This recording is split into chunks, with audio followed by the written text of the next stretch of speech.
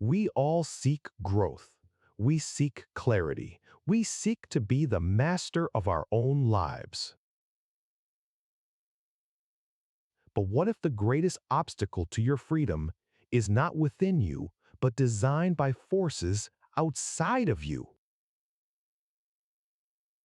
We're talking about the oldest, most effective mechanism of control: divide and conquer. Divide et impera. We have encountered this concept before, but today we look at it from a completely different angle, a deeper one. Because only by examining a concept from all sides can one truly understand it. It is the invisible weapon that turns potential allies into competitors, groups into factions, and clarity into chaos. Today, we embark on a shared journey to dissect this strategy, to understand its mechanics, to see the philosophical battle behind it, and most importantly, to learn how to make yourself immune to its effects. Consider the modern office. The stakes are often low: a promotion, a project, a bit of recognition. Yet, the strategy is at play. The classic dynamic: an insecure leader praises one team member publicly while subtly criticizing another in private. The result? Not better performance, but distrust. A climate where colleagues see each other not as partners in a common goal, but as rivals for a scarce resource: the leader's approval. Your focus shifts from productivity to perception, from building things to watching your back. This manufactured friction is a cage. It locks your collective potential and preserves the fragile power of the one who engineered the divide. Now, scale this dynamic up to the size of society. We are constantly presented with binaries: left versus right, old versus young, urban versus rural. The rhetoric is sharpened, the differences are amplified, and common ground is systematically eroded. We are encouraged to view the other side not as people with different perspectives, but as the enemy. The strategy doesn't care which side wins. It cares that the battle is perpetual. Because as long as the masses are engaged in internal conflict, they are unable to look up and question the source of the division itself.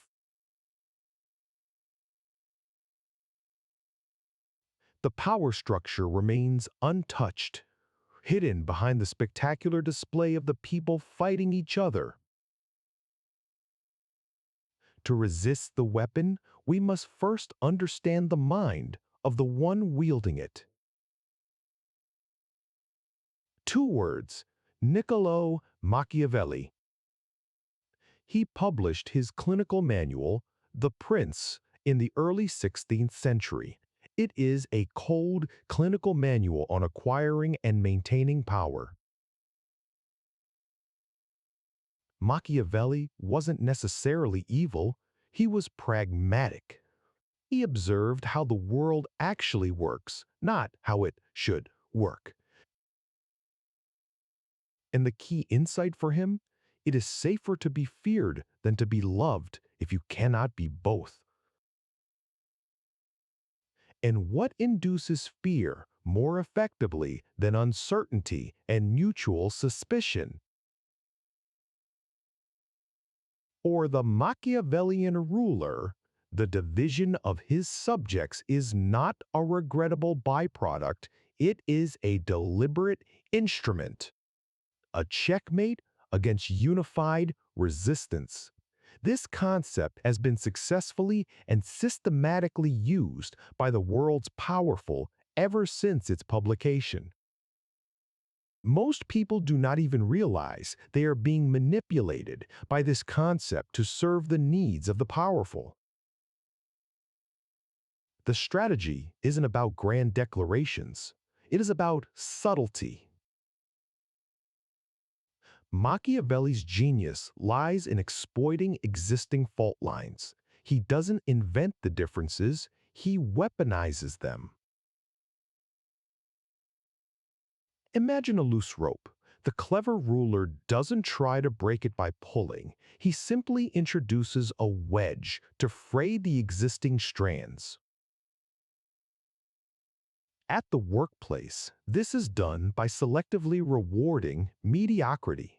In society, it's done by framing complex issues as a zero-sum game.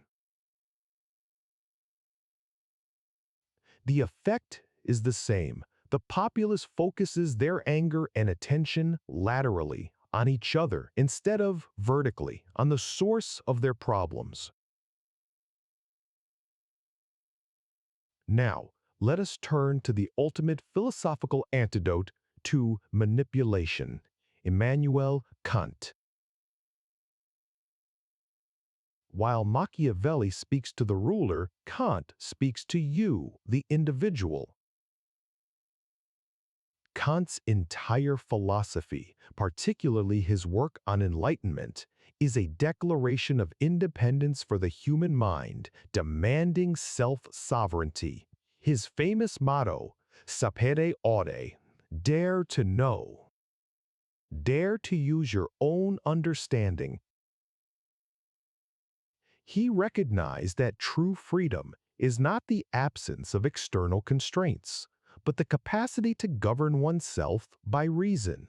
This is not just intellectual curiosity, it is a moral imperative to resist the comfort of being led and to break free from self-imposed immaturity. Kant argued that every person is an end in themselves, never merely a means to an end. This is the core principle that shatters the Machiavellian strategy. When a power uses divide and conquer, it treats you as a means to its end, a pawn in a game of control. The Kantian response is the autonomy check. Are you acting out of your own considered reason, or are you acting out of a pre-programmed reaction fueled by external division? Your moral duty is to think for yourself, thus denying the manipulator the satisfaction of using you as a tool. This contrast is the philosophical battle for your soul. Machiavelli champions heteronomy, being governed by external forces or rules imposed by others. Kant champions autonomy, the self-legislation of the rational will. The person caught in the divide and conquer strategy is living in a state of heteronomy. Their anger, their focus, their actions are dictated by the manipulator's agenda. The philosopher, in training, steps into autonomy by asking, who truly benefits from my current state of anger or distrust? The first practical step toward immunity is to become a metacognitive observer. This is not about suppressing your emotions, but about detaching yourself from the immediate reaction. In the heat of an argument or a divisive debate, you need to step back and engage the third wolf, the one that simply watches the internal conflict. The mind of the observer asks, what psychological thread is being pulled right now? What is the pattern of this conflict?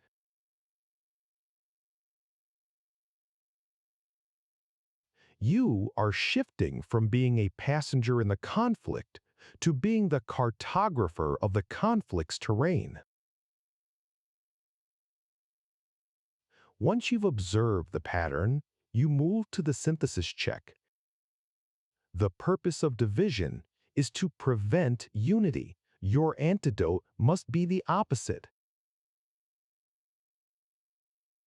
When faced with two seemingly opposing groups, the left and the right, the management and the workers, instead of choosing a side, you look for the underlying shared human desire. Behind every political faction is a shared desire for a better life. Behind every workplace conflict is a shared need for respect.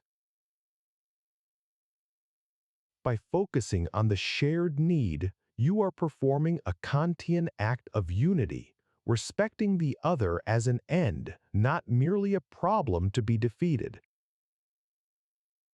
It is not enough to simply recognize the pattern of division. We must understand its dual potential. Think of a knife. A knife can be used as a tool to slice a loaf of bread, feed a family, and create sustenance. Or it can be used as a weapon to inflict harm and enforce fear. The pattern of divide and conquer is like the knife. It is a fundamental mechanism of distinction and action. The power itself is morally neutral. The power to distinguish and separate is necessary for analysis.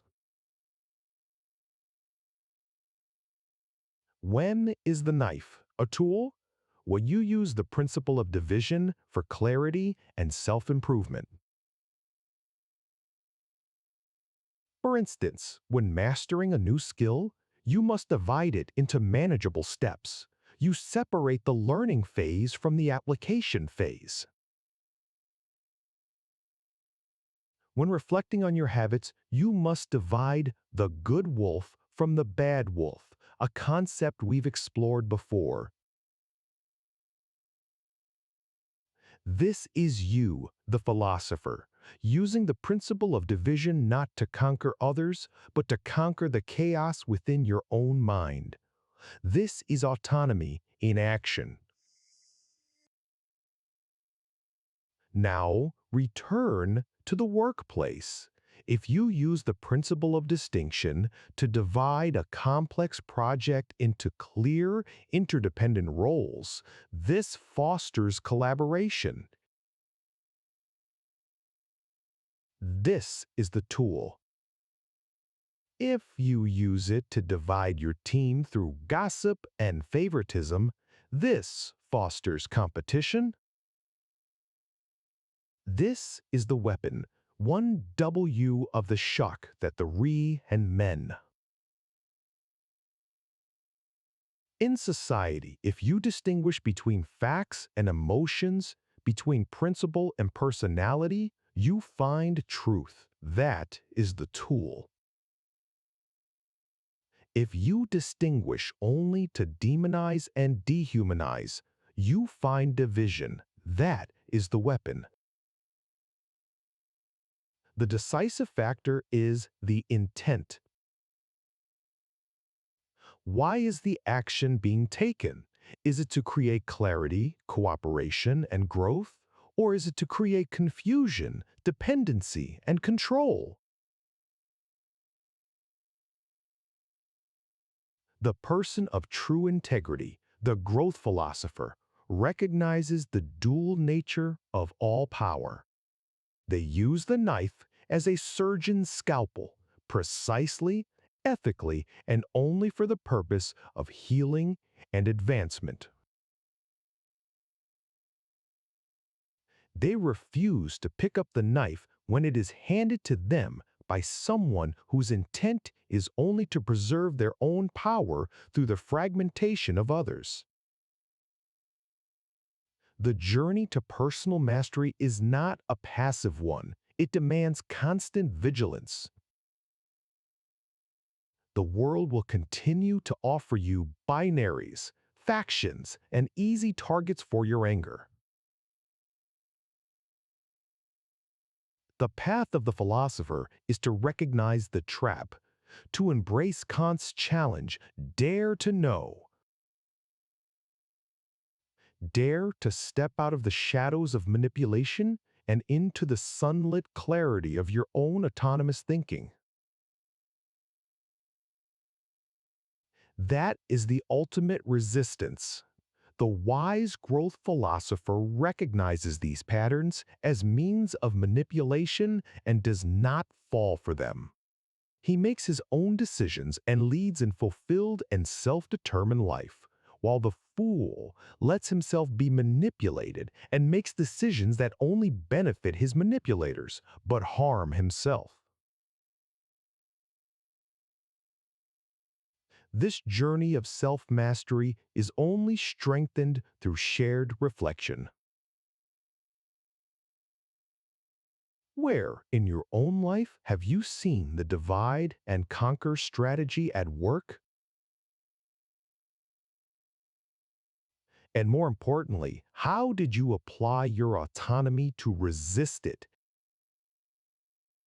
Share your thoughts and reflections below. Let your experience illuminate the path for others on this shared journey of growth. It is never too late to start making your own decisions and take control of your life. Be no fool. Don't let yourself be manipulated and start leading a self-determined life. Until next time, keep your eyes and ears open and your mind clear and sharp, and do not let yourself be manipulated.